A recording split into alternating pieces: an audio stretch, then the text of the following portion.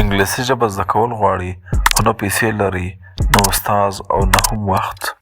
زه به نن تاسو دوستانو په موبایل کې یو داسې وړیا انګلیسي استاد وښیم چې څلوېښت ساعته به ستاسو په خدمت کې حاضر وي. نو دغه استاد مو دی چټ جی پي ټي. اول دوستانو که چیرې تاسو غواړئ خپل لغاتونه او خپل ټینسونه یا دا رقم ګرامر ویکیبلري دا ټوله سم کړي دوستانو د دې ټولو کې د ستاسو سره مرسته کولی شي. یوازې او یوازې تاسو درته وخت ورکړئ او پوښتنه ترې وکړئ. دی به بالکل تاسو ته د هر څه جواب په سمه توګه درکړي. او بل تر ټولو مهمه ځانګړتیا یې دغه ده چې دا بالکل فری دی. دوستانو که چیرې تاسو غواړئ په خپل کور کې یوازې د خپل موبایل په مرسته انګلیسي ژبه زده کړئ نو دا ویډیو تر پای سره وګورئ. رابس موبایل ته دوستانو که چیرې تاسو پلی سټور څخه نه یې راوړئ چټ جي پي ټي پلی سټور څخه یې راوړئ.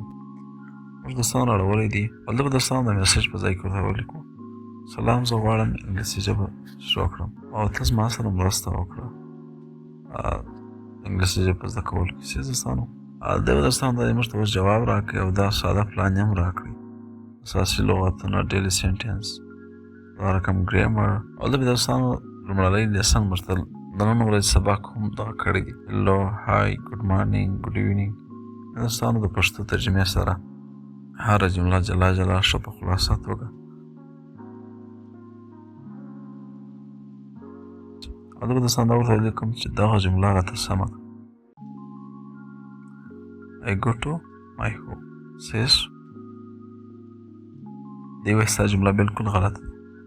I go home دا رقم ساده یې ووایه او د هو نه مخکې ما یې وایي نسو کارولی. او بل د دې تر څنګ دوستانو موږ دوستانو ته ورته ولیکو ضمیرونه ټول دا راته تشریح کړه. ضمایر چې کوم دي I we they shit صحیح دوستانو دغه دي د موږ ته ضمایر لیکلي دي. سیسو هلته بیا objective pronoun څه دي مفعول ضمیرونه me you him her it's us. هلته بیا ملکیتي ضمیرونه دوستانو ملکیتي ضمیرونه چې کوم دي ما زما your ستاسو. صحیح دوستانو هلته بیا positive pronouns دي. دوستانو یو بهترینه وسیله د انګلیس زده کړې ده هر وخت تاسو کولی شئ چټ جي پي ټي په مرسته انګلیس زده کړئ. او بل دوستانو ته ورته ولیکو او هره ورځ ما ته نوی درس راکوه. صحیح دوستانو دغه دي د موږ ته درس راکړئ د نن ورځ ده او هره ورځ تاسو ورته ووایاست چې دوم درس راکړم دریم درس تاسو دوستان په خپله درس درکوي.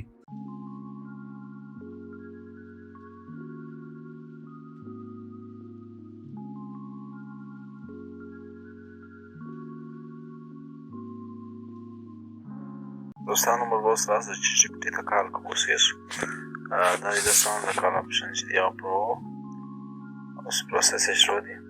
سلام چټ جي پي ټي. وعلیکم السلام څنګه یې څه حال دی؟ شکر دی الحمدلله. زه یو بنیادي سټوډنټ یم غواړم انګلیسي ژبه زده کړم.